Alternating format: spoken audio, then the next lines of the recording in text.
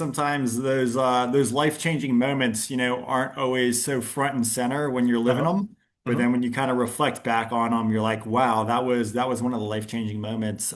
So for me, it was actually my mom Okay. told me about this book, and she's like, you have to read this book. Okay. And I was like, huh, okay. That's weird to get a book recommendation from your mother, but I was like, all Right. right, let's go for it. So I did. I read Rich Dad Poor Dad, which was her Oh, okay. recommendation. And after I read that book, I never looked at the world the same.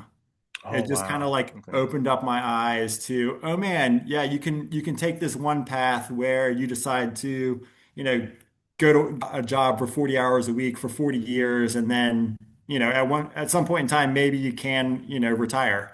And Mm. the other path is to do things a little bit differently with your money, to save it and to invest it and to live frugally, so that you can retire much earlier and live a completely different life than most other people ever get to experience. Everyday people working 9 to 5, saving up that money, trying to survive, investing in the future, trying to be wise. We're gonna be money heroes. Yeah. Hi, I'm Nik Johnson, host of Everyday Money Heroes, and I've reached early retirement. I'm here to provide information on how to obtain financial independence and inspire you through sharing stories of everyday people who are turning knowledge into freedom. That hustle, always reaching for the sky. We're gonna be money heroes. Never gonna shy.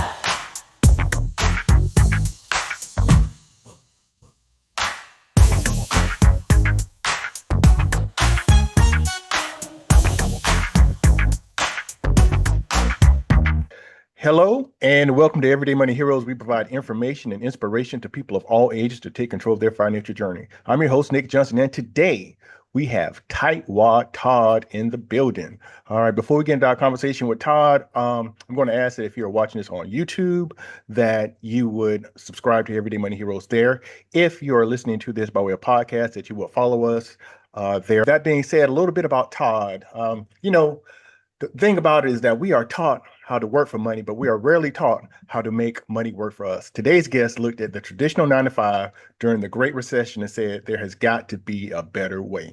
Inspired by his grandmother's Depression era thrift and armed with a finance degree, he cracked the code to financial freedom and retired at just 35 years old.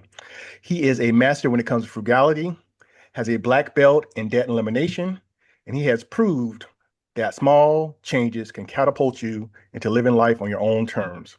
Put your hands together for my Taco Tuesday twin, Tightwad Todd. Hello, Todd. What's up, Nick? How you doing, buddy? Hey, I'm good, man. I am pleased to have you here, man. Backstory when it comes to me and Todd. I'm trying to remember. I had just learned about the FI community, and we had an in-person event. And I don't know if it was the very first one or not, but I recall it was either like the first or the second one, and you were there, and we hadn't even talked to each other, but you were talking about somebody, and I could tell everything that you were saying, the characteristics of this person. I had to go over to you, and I said, "Hey, I think we know the same person," and sure enough, it was. And so, with that being said, Don Johnson, if you're out there listening,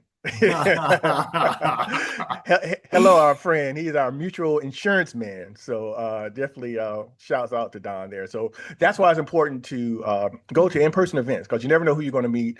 Me and Todd hit it off, man, after that kind of first conversation. And, we've been hanging with each other ever since, man. And so one of the biggest things I like to kind of start off here with asking, I know I kind of mentioned it in our intro, that you reached financial freedom at 35 years of age. So I don't have to ask you that question. I said it, but man, what made you think, what gave you the audacity, Todd, that you, sir, could reach financial freedom at the age of 35? What'd you do?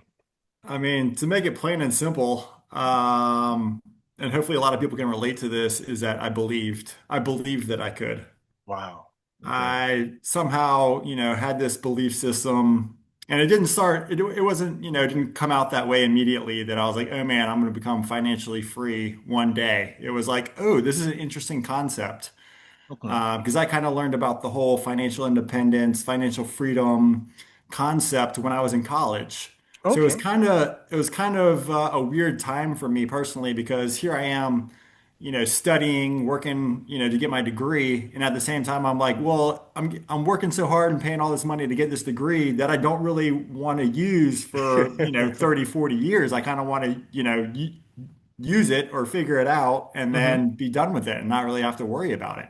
Okay, man. So I guess my question is now, it is definitely a unique situation for you to be at college and hear about retirement, and push toward that. So I guess, so do you recall how you crossed that? Was it like, kind of like a blurb in a class that you were attending or a flyer up that was up in like the student hall? I mean, how exactly do you recall how you came across it?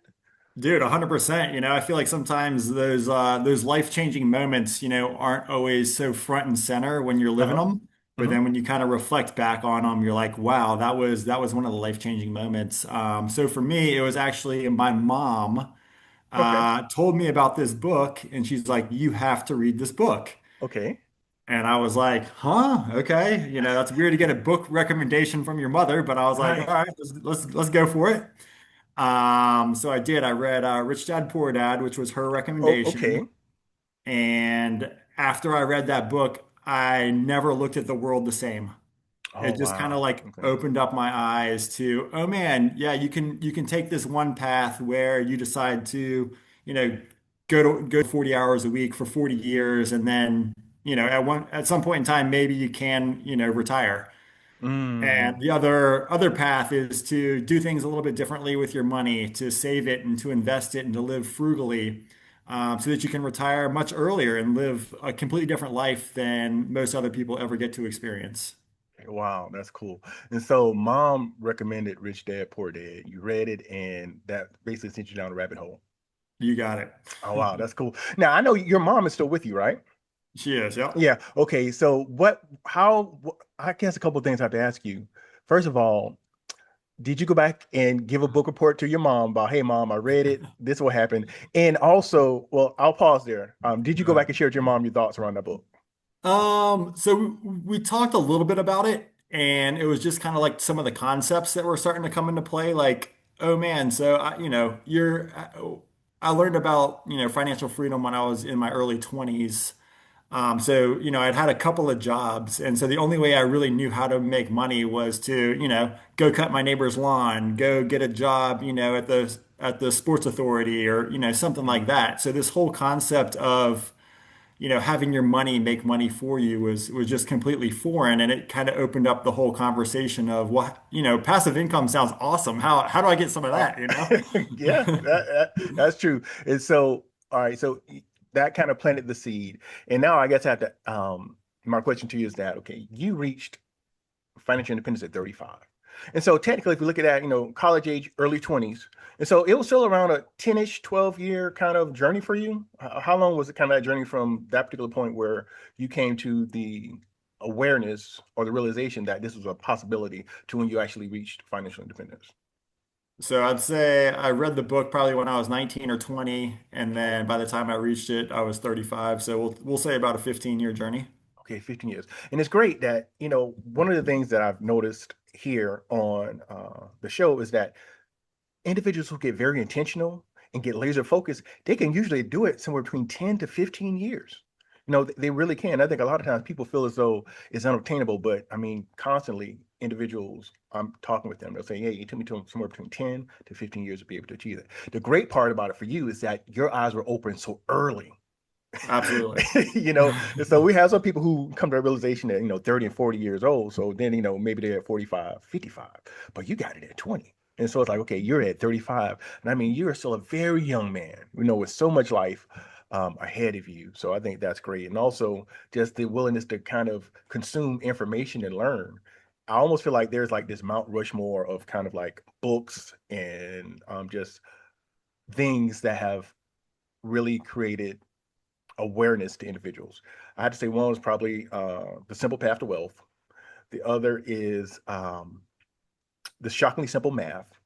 And then I would have to say the other one is Rich Dad Poor Dad, man. I really would. Even though I think it's, was it four or five people on Mount Rushmore? I don't remember. I know I just called it the Rich Book. But those books, are kind of some books that I hear people when they talk about. Those are kind of like some of the things that I've heard that people say, "Hey, it just really opened up my eyes to Yeah, for what sure. was possible." So I think that's great. So And when I would even throw in there, your money or your life. That was also a super impactful one as well. Yeah, I agree, man. I agree. Vicki Robbins, y'all, Your Money, Your Life is a great read. And I think that really, if individuals could just, if I had to give them probably like a starter pack, that would probably really be the things that, give somebody would really open up their eyes. And so you reached financial independence at 35. So during that time, what did you do as a young man? You kind of had this awareness, but you had a 15-year kind of stretch. So what did you do during that 15 years as far as like vehicles and things like that you used to go ahead and reach financial independence?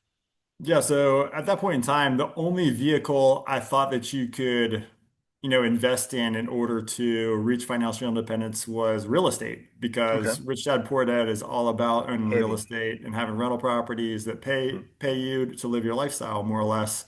Mm-hmm. So that was the only way I thought that you could do it. So that's the avenue that I took is I started first. I actually started private lending. So I was lending money to some friends who were flipping houses at the time. And professionally, I was a mortgage banker, so I had decent knowledge about making sure I was getting a good loan to value, and I was getting good terms on all the money that I was lending. So that was super helpful in kind of getting me started. And then after lending some friends some money and kind of seeing them repay me back over the course of a year, I was like, wow, this has been really great. And this is kind of like passive income, even though it's not real estate. It's like Right. it's really passive. But this is also about the time when we were going through the financial crisis. So, real estate was super cheap. And Mm-hmm. at that point in time, it just was like, if you look at putting your money into a house versus putting it into the bank where you're going to make 3 or 4% maybe at the bank. Instead, if you buy a house, then you're at that point in time, I think I was making maybe like 20, 25% cash on cash return, which was Wow, just, that's of course, great. insane at that point in time. Yeah. So I was just, lucky to be in the right place at the right time to see that opportunity. Yeah. But I think also a couple things that I like to call out is that you took action. And oftentimes individuals, they will sit up and they will think about, I wonder if, and sometimes you just kind of have to go and do it because the possibilities of you failing is real. But the possibility of you succeeding is real as well. And so the thing is, we can't succeed if you're not willing to take that shot. So you did that, and it's great. You leveraged real estate. And one of the things that I learned in conversation with you is that, there's a lot of different ways to achieve financial independence. You are very much a real estate guy. You really don't, if I recall correctly, I don't think you have much in the market, correct? As far as like stocks and things like that, correct? Yeah, we are not very not very heavy investors in the stock market. Okay, yeah. So there's a lot of different ways for us to achieve financial independence. We just have to be willing to try to go ahead and achieve it. And so you learned about real estate. You started to leverage that as your primary vehicle to achieve financial independence. At 35, you cross the line. And so some would say, what does a 35-year-old young man do once he has retired? Now, I know some of what you've been doing, but how does life look for you in this phase of your journey, Todd? Yeah, I think it's like all phases of life, it's a constant evolution in that, Mm-hmm. what sounds cool today, may not sound cool next week. Mm-hmm. And as you grow older, priorities change. Maybe perspective comes into play. Maybe some growth and maturity comes into play as well. Right. But I would say starting out, the first thing that I did is my wife and I at the time we quit our jobs, or I quit my job, and we decided that we were going to take a year off and kind of travel the world. Mm-hmm. So that's what we did. We spent a couple months in Europe, came home for a couple of months, and was there for the birth of our niece, and then headed to Asia for about 5 months before we got chased home because of COVID. Um, Oh, so that was kind of the initial phase one, we'll call it. okay. And then as we're locked down in COVID, you know, I decided that, hey, I really wanted to help other people in their financial journey as well. Mm-hmm. Because I feel like, if you don't really have your finances in order and you don't really know where your money is going, there's a good chance that you're overspending on places. Hmm. And, because you're overspending, you're not saving and investing as much as you could and allowing your money to compound so that you're able to, retire early. Because I think for everyone, your ideal lifestyle probably involves a little bit of work, but it probably doesn't involve the major focus of your life. Mm. Um, I think most people, want to spend time with their friends and their family and have meaningful relationships while also contributing to the world in some way, shape, or form, but just not having that be the primary focus of life. Like I feel like most people are kind of forced into because of, spending habits or because they've gotten themselves into debt and they have bills that they have to pay and really don't have any flexibility in life because of that. Mm. Yeah. And it's great that you, there's so many habits that you didn't get into as, kind of gaining this understanding about financial independence at such a young age that, a lot of like, those this kind of, um, living outside of your means things you really didn't get into because you had already had the awareness and the understanding that, okay, if I do this, this is going to jeopardize what I like to do in the future. So I've got to go ahead and be very strategic with what you wanted to do. And so once you've done this, what is the thoughts from, I'm sure your mom maybe was not necessarily surprised, but as far as like maybe some of your the folks you went to college with or some of your friends, when you say, hey, you know what, I'm out, I'm done, I've done what I need to do. What were the thoughts from those folks when you kind of shared those that you were finished? Yeah, I guess I kind of am more of like a person who believes in stealth wealth. Like I'm not one to go out Mm, and tell everybody my business or what I'm doing or what I'm working on. It was just kind of one day I started telling some close friends that, hey, my wife and I were quitting our jobs in a couple of months, and we're going to go travel for a year. And they're kind of blown away, like, wow, you guys are young. What are you going to do when you come back? Do you have the money for this? Are you going to, hmm. all the normal freak out questions I feel like you get when you're about to make a big life change. Hmm. And we had, of course, had been monitoring our real estate portfolio for a number of years, so we felt comfortable that it was going to throw off, X amount of dollars to support our travel lifestyle. Hmm. And then we had systems in place where we had vendors and things that were reliable that we could contact while we were overseas that would take care of stuff for us. So I feel like we just, had got to a place where we were constantly stress testing different things like what do you do if your AC goes out and you're in Asia and you need somebody to go Hmm. fix the AC? How does that work? Right. So it's just Mhm. like finding those vendors that are like, oh yeah, we'll work with you. We can respond to emails if, first thing in the morning or, we can figure out a payment system or something like that. So I Mhm. think no matter what obstacles you think there are, instead of asking, telling to yourself that you can't do it, it's really how can you do it? And that Mhm. opens up your mind to, hey, there are possibilities here. Maybe they're not ideal, but there is a solution in Yeah. some way, shape, or form for any problem that you're really looking at or facing. Yeah, I had heard someone use a saying recently, and I had actually heard it a couple times, but didn't really register. I didn't know it was a book associated with it. It was called "Everything is Figure-outable." Have you heard that before?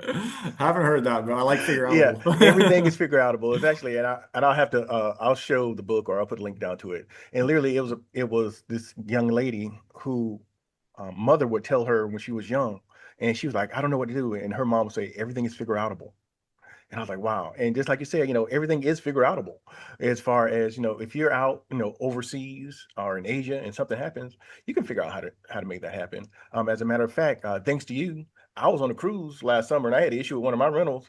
And a guy that you had recommended, I was able to reach out to him in the middle of the ocean and say, hey, I got a problem. And he went and he took care of it for me. So definitely thanks for you sharing your resources with me. But we can Absolutely. figure out anything that we want to. So we have everything set up here. Life is good. You're traveling.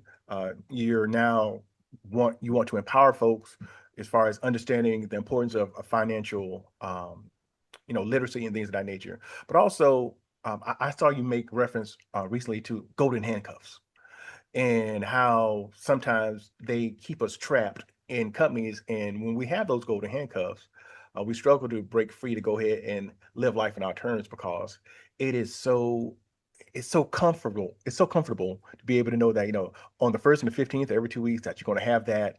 And sometimes, we keep pushing the life we want to live down the road. So, what are your thoughts, Todd, around people who are kind of trapped by those golden handcuffs? And what things could you share with them to kind of break away and just kind of go live the life of their dreams? Yeah, I think any time that you're considering making a change, change is scary. Hmm. Um, so I would say, maybe one of the first things to do is to test the life that you're interested in trying out. Whether Hmm. that's, going from full time to part time, or, maybe you're interested in a different lifestyle. And maybe it's, hey, I'm instead of, going on vacation, I'm just gonna, have a staycation and try out this new lifestyle and see how I like it. Hmm. So I think anytime that you really can test out whatever you're considering doing, that's a great way to kind of get your feet wet without making a major permanent change. Hmm. Um, so that's kind of the first thing that comes to mind for me.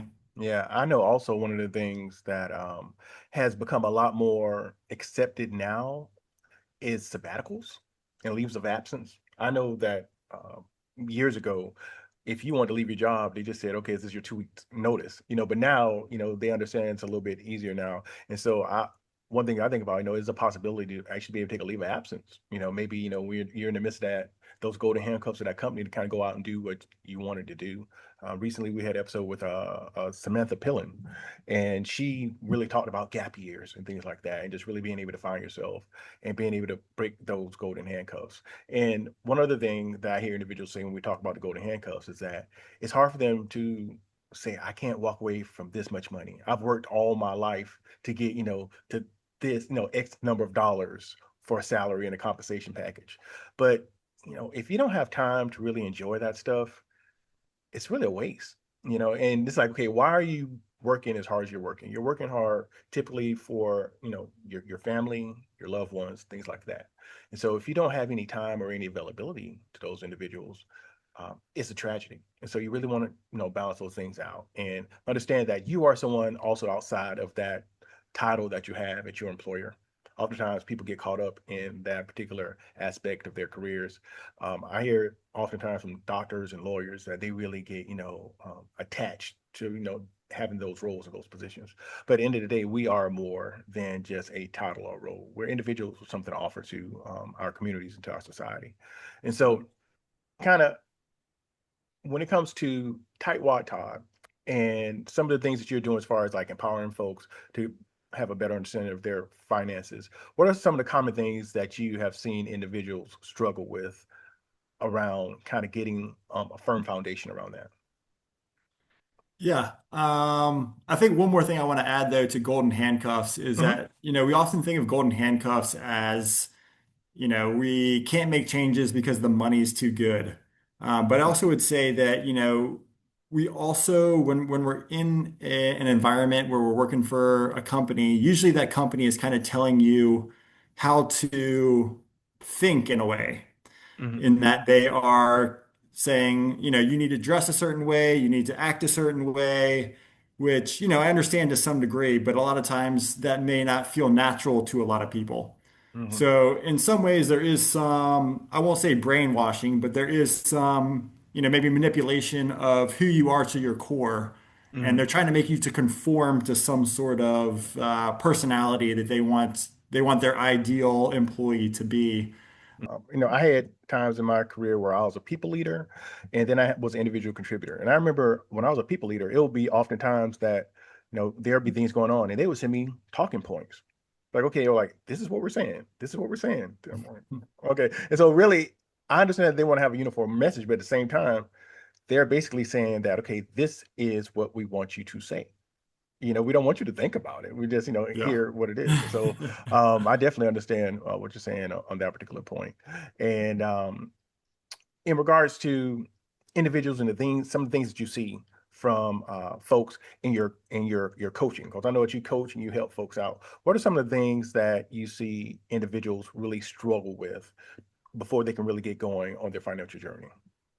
Yeah, I think there's this preconceived notion that if you're budgeting or you're putting yourself on a budget, you're cutting back. And if you're cutting Mhm. back, then oh man, that doesn't sound like fun. That sounds like deprivation. And, Hmm. there's a whole bunch of negative feelings associated with deprivation.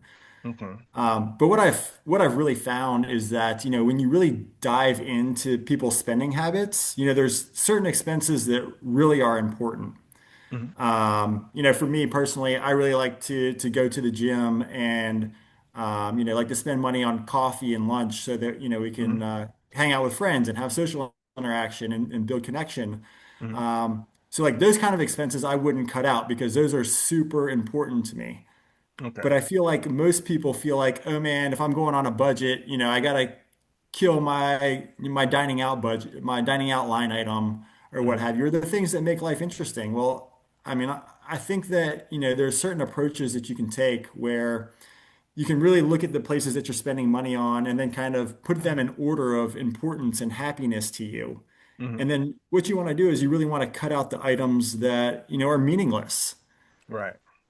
Yeah. And I feel Yeah. like a lot of people when they're going through these exercises of putting together their budget or trimming down their expenses, they're taking out the items that are really meaningful to them. And of course, if you're taking out the things that you look forward to and the things that you enjoy in life, of course, budgeting is going to be terrible. Yeah. Yeah. It is. That's a good point. We really have to prioritize what do we value. And the thing is that, most people don't have an infinite bucket of money.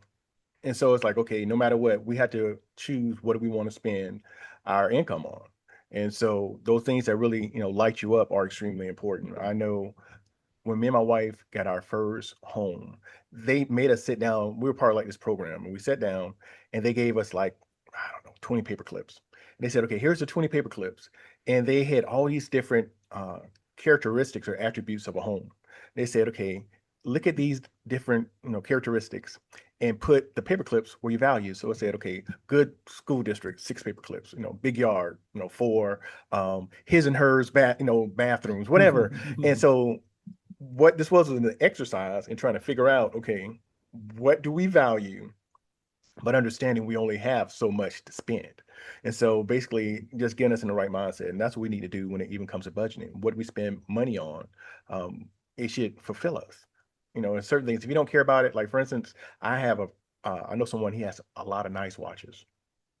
I don't care about that at all. It's like I got this one Samsung watch and it does me just fine. And whenever it stops working, I go get another one. But that's what fills them up. And so I'm not going to spend a whole lot of money on them because that doesn't fulfill me. And so what you want to do, just like you said, eating out and coffee is extremely important to you. So that is great. And so I guess as we get ready to kind of land the plane here in a little bit, Todd, I guess one thing I'd like to ask you is you open us up with talking about mind state. And I almost feel like if I was to ask you again some final words to someone, I almost feel like it would go back to mind state. But I want to ask you, is there any kind of final words that you would have to give people who question the ability to be able to reach financial independence? Yeah, so I think a lot of the theme to kind of echo what you were saying here is about your mindset and about comfort. Hmm. Okay. And it's funny how when you get outside of your comfort zone and start doing things that, maybe feel hard in the moment, that you start to feel different. You start to, maybe have a little bit more growth, a little bit more, oh man, I got out of my comfort zone and it wasn't as bad or as difficult as I thought it was going to be. Hmm. You sometimes when you do really, things that feel challenging, you kind of feel like, oh man, this is going to be the worst day of my life. And then you kind of do it and you kind of feel proud of yourself. You're like, Yeah. man, I Hmm. gave that a shot. I said I was going to do it. I did it. And in a way, that's holding yourself accountable to saying, Hmm. hey, I want to do this. I'm going to try it. If it goes bad, who cares? I Hmm. tried it. That's all I'm looking for is a try. I'm not looking for a win. Hmm. So I think as long as, that you're willing to try and get outside of your comfort zone, of course, you're going to make mistakes. We've all made plenty of mistakes on this journey to financial independence in any journey that we've ever been on, right? You Yeah. take 2 steps forward, sometimes 5 steps back. It's Hmm. just a part of the journey forward towards your goals and your dreams. Hmm. So, I mean, my main, I guess, message here would be to don't be afraid to try. Don't be afraid to, get out of your routines in your subconscious mind and to try things, to try it out. Because you can always go back to your current routine and the way that you're currently doing things, Mhm. Yeah, that's true. but you don't know what's going to work for you and what you're going to enjoy until you try. Yeah, that's true. Success is rarely a straight line, and that's for sure. There's a lot of ups and downs, but at some point, you get there. That's for sure. And so I want to, first of all, thank you for coming here, Todd, and sharing your insights and a very impressive story of a young man who just really got started off on the right path. And it's not because of, you got a nice inheritance or any of that stuff. It's that, your eyes were open and you were willing to learn. So thank you for sharing that. And also, man, thank you for being my Taco Tuesday twin, man. I always appreciate that. We got to get together again soon. And that being Absolutely. said, for those who would like to continue to follow, the information that you're sharing, or even reach out to you, what's the best way to do that, Todd? Yeah, best way to reach out to me and follow me is to jump on over to my website, tightwadtodd.com. Up there, you can sign up for my weekly newsletter, join my Facebook group. I do send out a weekly newsletter with different tips and tricks and things that I'm working on that I think are kind of cool and kind of share with my community there. And if you're interested in learning more about, financial coaching or if there's anything that I can do to help, don't hesitate to reach out to me as well. Yeah, absolutely. And we didn't even get into Todd is a major optimizer. We didn't even get into the optimizer part. Todd is great when it comes to gift cards and all kind of other stuff. So he's really good when it comes to that. But as we close out here, once again, as I know I said it before, thank you, Todd, for being here. For those of you who are listening, once again, I just ask if you are watching us here on YouTube that you would subscribe. And if you're listening to us by way of podcast, you will follow us there. In closing, I just want to remind you that I'm your host, Nik Johnson, and to always trust the process. Have a great day.